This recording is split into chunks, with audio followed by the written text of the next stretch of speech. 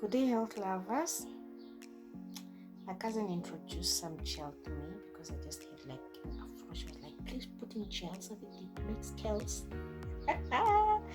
And she said I must always give her credit. So please, before I continue, before I greet you guys, let me just show off my hair. Let's hope it looks good. And I just tried the gel on today. I didn't really do much. I just was like, let me just put in my gel and see how it looks so that I don't make videos with the hair that is not really looking good. So I tried it and I'm getting there. I mean, I'm happy. So let me see how it goes.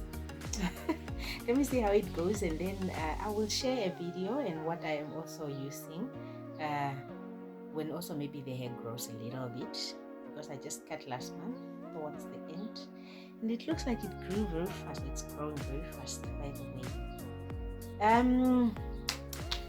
So how are you guys doing, by the way? My name is Hilma Daniel and welcome to my channel. Today I'm talking about, or I feel the need to talk about, the development in babies. Why did I choose this topic? I chose this topic because we live in a modern world now where there are so many opportunities and so many things available and so many interactions that we do not know what really is best and what's not best for our babies. We find situations whereby we have babies that are growing up, but they're growing up and they're not talking, or they're growing up but they're just too slow, or they're growing up but they're just... I am mostly more on babies' brain development. Why did I do research about this? Because I walk around different friends, different places, but then I picked up, this is a thing that is common in so many babies of our moments, but we really do not know what is going on. You just find, oh, my baby is not talking, my baby is not, but the baby is growing up, the baby is big, but you're like, oh no, that one is not talking. And sometimes, and I'm like, but what is contributing to our babies not talking? I have a baby myself. My baby is 9 months, but I do not really want to say or comment on his development because I am also it's a try and error for me. I am just doing research so that I try to do what is best for me. I am going to share what I find out in doing research, and I would love to invite mothers to come and comment so that we learn together, so that we raise our children better, because one head is never enough, but if you put 2 heads together, it's really a good thing. So I would love to invite mothers together here so that they advise us accordingly as into what they have picked up in research. What they've picked up in research, and also what they think works better. When I did research, I picked up quite a lot of things that I'm going to share here. I did not write them down, but I had them in my brain, or I have them in my brain. I did research quite a while back, but then I was like, let me share this so that the next person picks up a thing or two, the new mother picks up a thing or two, because we don't really, nobody have a manual at this life thing. We all just find ourselves in situations and we're like, now what must I do? And it's really so it's like there's no so much information out there, and listening to different type of people is so confusing, because as a new mother, we have different types of mother that have done different types of things, and trust me, people's opinions on new mothers can be too much and can be too confusing, and sometimes you just want to do your own research and do the comparisons. Number one, something that I want to show is that I'm on brain development. Exercises is very good for the mother and the baby's overall development. A lot of us as mothers are afraid of exercises because you think you might have a miscarriage or you might lose your baby. But it's not, I don't know if there are cases whereby people have lost babies because they're exercising. Maybe I didn't do research on that, and I do not want to say there are none. I'm saying I've really not come across it, but maybe it's there. Okay, I personally have been a fit mom during pregnancy from the first week till I am in labor. Till I am in labor giving birth to my baby, I was doing squats in between contractions. What do you call them?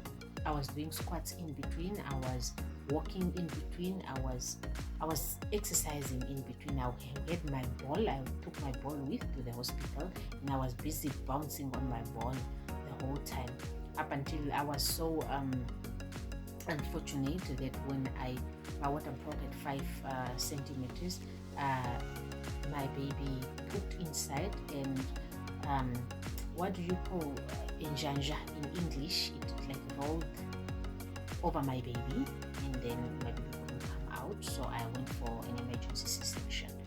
It's something that I never looked forward to, but I'm also just putting it out there that you might well be ready, prepared for natural birth, and then things just turn a hard U-turn on you, and then you end up having a C-section when you carried a pregnancy that has been so healthy. We are on brain development, but I just put that out there for the next mother, because I'm talking to mothers now. As mothers, try to move. That's what I would advise the next mother. Because I personally exercising, and that's also what I picked up with other mothers online that I follow. Because when I've been exercising, I've been following pregnant ladies that I exercised with. I looked at the exercises that they're doing. I don't follow everything. I use my own brain. If that exercise doesn't feel right to me, I don't do it. I must be happy. I must be comfortable. The exercises that I'm doing must feel free. I must not harm anything of my body while I'm pregnant.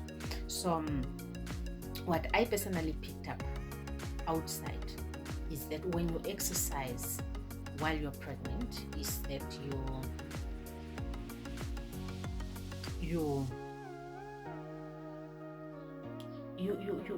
feel so relaxed. So I didn't have those moody moments. You are so happy, your energy is so up there, and you sleep so peacefully at night, and you are not tired. That exercise just makes you feel so like you are not carrying a pregnancy, even though you are carrying it and eating a lot. That is what I felt. So I would really recommend, because I see a lot of people complaining, oh, I'm tired, oh, my back, oh, my what. Try to move a little bit. Don't do heavy exercises. Just do what you can do. Exercises can mean you are just walking, you are jogging just a little bit, or you are doing squats, or you are do whatever that you feel. Movement, exercise is just a movement. Movement is just movement. So do whatever that is safe for you. But don't just sit there because you're pregnant. It also helps with the baby's development and overall health. Secondly, I did research, and there are quite a lot of research on baby food to eat if you want an intelligent baby or a smart baby. So do research and eat the type of food that you know that are aiding to the baby's development, because not everything that you're going to eat will add to the baby's brain development, and obviously whatever you eat, the baby is going to grow, but some of the food we eat is not nutritional, so you might want to associate yourself with nutritional food during that time. And I picked up that most of the food, we vomit. I picked up that ladies vomit. I didn't experience that because I paid very attention to my body. I don't know whether I was lucky or it's because really it worked for me, because we find situations where you are just lucky. I paid attention to the nutrition in food. What am I feeding the body? Okay. Secondly, I paid attention to the body. How is the body reacting to that food? There's a lot of fruits or some food that I ate, but the body was like in a way shaking or vibrating in a way. So if I taste something and the body is giving me that I don't want this food vibe, I just put it aside, proceed with the rest of the food. If I'm going to eat it some other days, I'm going to eat it some other days, try again. But I pay very attention. If I taste something and the body is giving that I don't want this vibe, try by all means. And try by all means to stay away from alcohol. I didn't know this, and I'm going to share.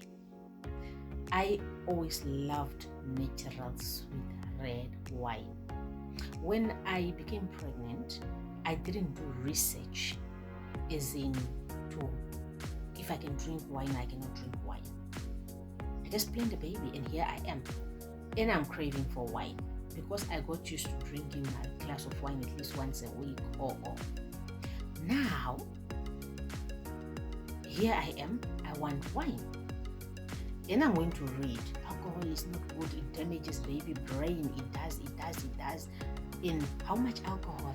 It's not really measured, Now this is my research now. Now I'm like, okay, what must I do now? I'm craving for this wine, but I don't want to damage my baby's brain development.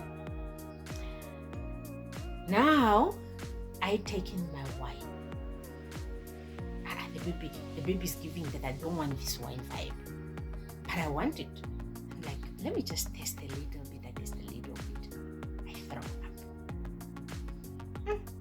I leave it for a few days. I want it again. I throw up. Until one day it took me a huge throw up. I stopped. But what I'm trying to tell you is that I wasn't drinking a lot, just a little bit, just tasting. Like I just wanted wine because I've been having wine, a glass of wine once in a while. So I feel eat my food and I feel like I just want to have a peaceful night. And I take my glass of wine. Why am I sharing this? As mothers, we really do not know the hassle of craving for things. At least before you become pregnant. Because now it's easier. Since I stopped then until now breastfeeding, I don't take wine. It's like I don't want to give my child alcohol. So, if you are not breastfeeding, but if you are pregnant or planning on becoming pregnant, at least take 3 months or so without drinking alcohol, so that you train the body, so that by the time you become pregnant, the body is not used to that specific thing, or because you might struggle to let go of things that might be contributing to damaging the baby's development. Alcohol. Stay away from alcohol. It might damage your baby's brain development. What else do I want to share? Okay, the pregnancy is out. You exercise, you eat healthy, you look up to the food that might contribute to the baby's health development, and now the baby is out. Okay, now the baby is out.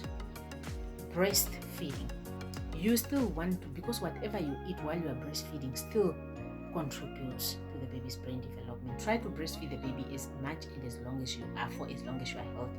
I'm so sorry, not everybody will be privileged to breastfeed the baby due to different reasons and circumstances, and that we are very sorry for that. However, we have mothers that are fine. You are healthy, you have breast milk. We also have mothers that just don't produce milk. Unfortunately, you come from the hospital and you just cannot produce milk. Not everybody's body make milk.